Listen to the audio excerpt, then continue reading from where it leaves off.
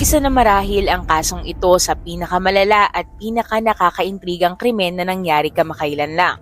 Naging maugong ang balitang ito at nagbigay ng alarma hindi lamang sa lugar kung saan ito naganap, kundi sa maraming bahagi ng mundo, lalo na sa medical community. Noong 8 ng Agosto, isang 31 taong gulang na trainee doctor sa Kolkata, India ang nasa 36-hour straight duty. Ang huling beses na narinig siya ng kanyang mga magulang ay bandang 11:00 ng gabi nang i-update sila nito na nasa maayos siyang kalagayan sa ospital, bagamat naka-street duty ito ng halos 2 araw. Pagkatapos ng huling mensaheng ito ay hindi na sila muling nakatanggap ng balita mula sa kanya. Ayon sa isang source na hindi pinangalanan, noong 9 ng Agosto, 2:00 ng umaga nang magtungo siya kasama ang 2 mas batang kasamahan sa isang cafeteria upang kumain. Nang umalis na ang lahat ng kasamahan at staff ng ospital, pinili niyang manatili sa isang seminar room upang magpahinga habang hinihintay ang resumption ng kanyang duty. Sa mga oras na iyon ay wala ng ibang nakasaksi kung ano ang nangyari. Bandang 7:30 ng umaga, dahil hindi pa ito nakikita simula ng gabing yun ay hinanap ito ng kanyang mga katrabaho at nang buksan nila ang seminar room ay sumambulat sa kanila ang wala ng buhay na katawan ng doktor na wala na ring saplot sa katawan. 3 oras matapos ang pagkakadiskubre, bandang 11:00 ng umaga, nakatanggap ng tawag ang kanyang mga magulang. Pinapupunta sila sa medical school dahil umano may sakit ang kanilang anak. 15 minuto pagkatapos, tumawag muli ang isang staff ng paaralan at sinabing nagpatibakal ang kanilang anak.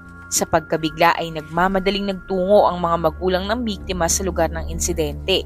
Ngunit nang dumating ang mga ito bandang 1:00 ng hapon, ay hindi sila pinahintulutang makita ang bangkay ng kanilang anak.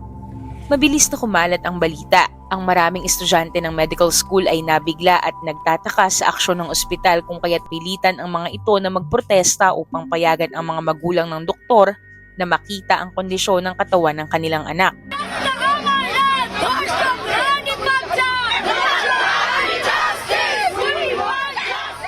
At dahil wala nang magawa ang pamunuan ng ospital, ay pinahintulutan na rin silang makapasok makalipas ang 3 oras. Labis ang panlulumo ng mga magulang nang makita ang kalunos-lunos na kalagayan ng anak. Wala itong saplot pang ibaba. Puno ng galos at malinaw para sa mga estudyante at magulang na nakakita sa sinapit ng biktima na hindi ito kaso ng pagpapatiwal. Taliwas sa sinabi ng hospital administration. Ito ay kaso ng pagpatay at panggagahasa.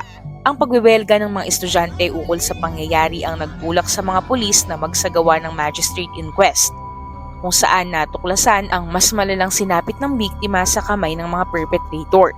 Nakita ang maraming bakas ng pagdurusa sa kanyang katawan.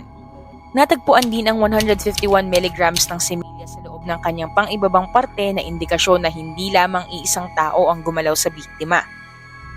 Naging kontrobersyal din ang nangyaring postmortem dahil ito ay isinagawa ng RG Kar Medical College mismo na taliwas sa medical at legal protocol. Dapat ay isinagawa ito sa isang hiwalay na medical institution upang maiwasan ang pagiging questionable ng resulta ng postmortem examination. Sa kaparehong araw ng insidente, noong gabi ng August 9, 2024, napagpasyahan ng mga magulang na ipakremate ang mga labi ng anak. Sa isang interview, ipinagdiinan ni Dr. Sandeep Ghosh, principal ng RG Kar Medical College, na ang babaeng natagpuan ay nagpatiwakal at may matinding problema sa pag-iisip. Ang balita ay mabilis na kumalat sa buong India na nagbunsod ng malawakang protesta noong August 10, 2024. Dahil sa People's Strike ay na-pressure ang Kolkata Police na ituring ang kaso bilang kaso ng pagpatay at halininang panghahalay dahil na rin sa mga ebidensyang lumitaw. Noong August 11, isa sa mga sospek ang nadakip. Siya ay si Sanjay Roy. Si Roy ay isang police civic volunteer na tumutulong sa mga pulis na may mababang ranggo sa iba't ibang gawain mula sa pangangasiwa ng trapiko hanggang sa pag-aalaga ng may sakit na pulis sa ospital. Naiulat na 4 na beses na itong nag-asawa. Ang unang 3 ay nauwi sa diborsyo dahil sa report ng pagiging bayolente nito. Meron siyang mga kaso ng karahasan na isinampas sa kanya ng mga dating asawa. Bukod dito, ilang linggo bago mangyari ang malagim na insidente ay nasangkot siya sa isa pang kaso ng pananakit sa isang babae. Sa kuha sa mga CCTV camera, nakita siyang pumasok sa ospital bandang 3:00 ng umaga malapit sa seminar hall, bagamat wala siyang pahintulot na pumasok dito. Makalipas ang 30 hanggang 40 minutes, nakita siyang lumalabas malapit sa seminar room na lubos na kahina-hinala. Nahanap ang isang Bluetooth headphone malapit sa seminar room at nang kumpiskahin ng pulisya ang kanyang telepono, ay kumonekta ito sa headphones na nagpapatunay na naroon siya sa mga oras na nangyari ang krimen. Ilang oras pagkatapos siyang mahuli, inamin niya ang krimen sa harap ng mataas na hukuman at tahasang sinabi na tanggap nito kung siya man ay bibitayin. Maraming estudyante ang nagtaka kung bakit napakabilis ng proseso ng paghuli ng salarin. Noong ika-12 ng Agosto, may isa pang nakakagulat na pangyayari. Pinilit ng mga estudyante ng RG Carr Medical College na magbitiw sa pwesto ang kanilang principal na si Dr. Sandeep Ghosh. At nangyari nga ito. Iniwan ng doktor ang kanyang posisyon sa ospital ngunit makalipas lamang ang 9 na oras, nagulat ang publiko nang italaga si Dr. Sandeep Ghosh ng provincial government bilang principal ng isa pang kolehiyo na ilang oras lamang ang layo mula sa RGK, ang Calcutta National Medical College. Gayunpaman, hindi pinahintulutan ng mga estudyante ng Calcutta National Medical College si Dr. Sandeep Ghosh na simulan ang kanyang tungkulin bilang principal sa pamamagitan ng pagharang sa mga pintuan at gate ng paaralan. Noong ika-13 ng Agosto, umabot sa mataas na hukuman ang reklamo ng mga magulang ng biktima. Tinanong ng mga opisyal sa mataas na hukuman ang mga state representatives at ang pulisya ng Calcutta kung bakit hindi sila nagsagawa ng interogasyon kay Dr. Sandeep Ghosh na siyang principal ng paaralan at naging unang kontak ng magulang ng biktima. Pangalawa, tinanong din nila kung bakit sinabing ito ay isang kaso ng pagpapatiwakal. Gayong malinaw na ito ay isang kaso ng pagpatay at panggagahasa. Bakit hindi agad ipinaalam sa mga magulang nang madiskubre ang katawan ng biktima? At bakit hindi sila agad pinayagang makita ang labi ng kanilang anak nang sila ay dumating sa lugar ng insidente? Kinagabihan ng Agosto 13, ipinasa ang kasong ito sa Central Bureau of Investigation o CBI dahil nawala na ang tiwala ng judicial system sa pulisya ng Kolkata tulad ng nararamdaman ng publiko.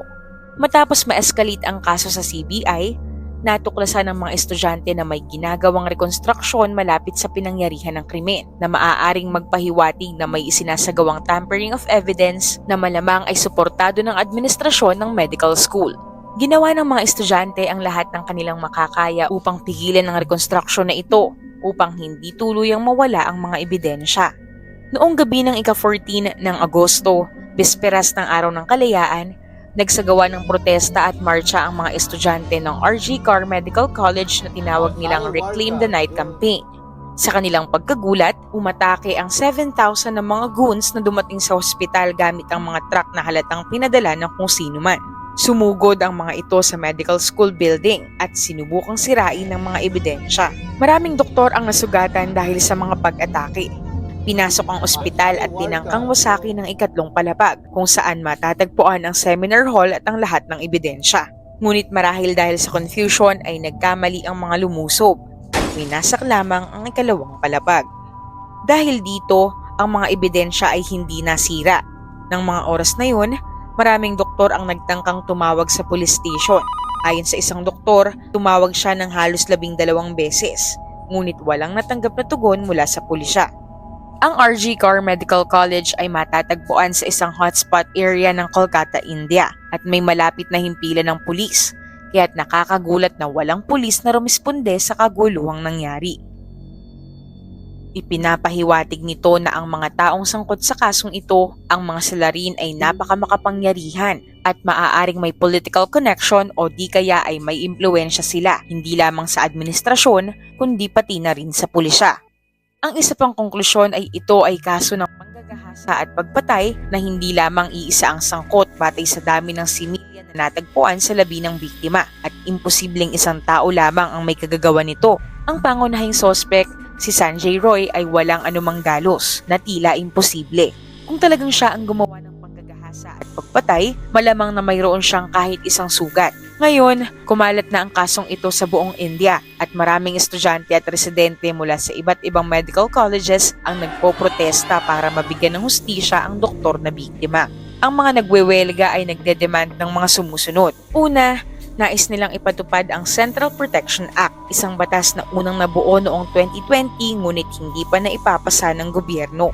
Kung maisa sa batas ito, mapoprotektahan ang mga doktor mula sa pananakit, dahil magkakaroon ng mabigat na parusang kriminal sa sino mang mananakit sa kanila. Pangalawa, nais ng mga doktor na magkaroon ng mahigpit na seguridad sa ospital katulad ng pagtatalaga ng sapat na bilang ng security officers sa mga premises ng ospital sa buong bansa. At pangatlo, nais nila ng mga maayos na pasilidad tulad ng call room sa ospital kung saan pwedeng magpahinga ang mga staff lalo na ang mga naka-street duty. Kinuha ng Korte Suprema ng India ang kaso upang mas matutukan dahil sa mga irregularidad na nangyari sa rumesponding local authorities.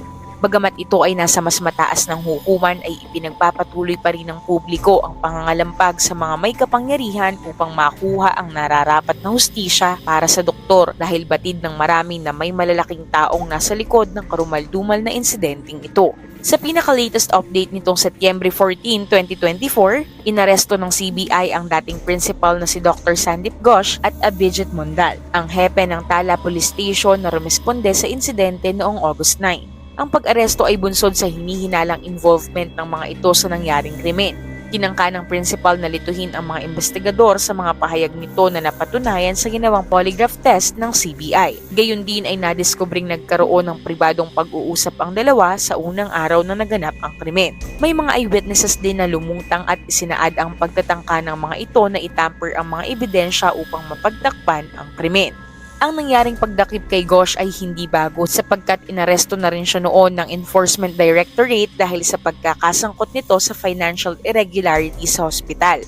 Ayon pa rin sa Supreme Court ng India, may mga nakakagulat na natuklasan hinggil sa krimen na hindi pa pwedeng ilabas sa publiko sa kasalukuyan upang maiwasan na rin ang anumang kompromiso sa pagresolba ng kaso.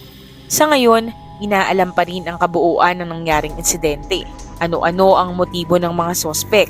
Patuloy pa rin isinasagawa ang pagtugis sa mga posibleng sangkot sa nangyaring krimen at umaasa na agarang makuha ang hustisya. Sa puntong ito, isa lamang ang sigurado.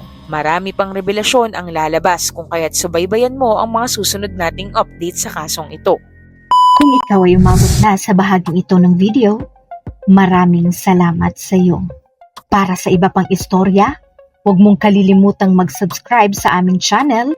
At kung may nais kang ma-feature na kwento na sa tingin mo ay angkop sa channel na ito, maaari mo itong isulat sa comment section. Ito ang Tagalog Bizarre Story Archives.